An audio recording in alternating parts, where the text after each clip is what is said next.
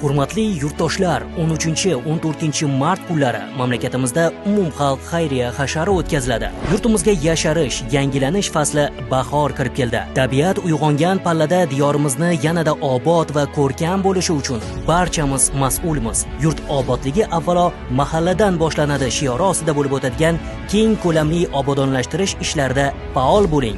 Zero hashar bu hamjihatlik, birdamlik va mehr-oqibat timsolidir. Ushbu ezgu an'ana orqali mahallalarimiz fayzli bo'ladi. Eng muhimi qalblar birlashadi. Hashar kunlari mahallalar, ko'p qavatli uylar va hovlilar atrofi tartibga keltiriladi.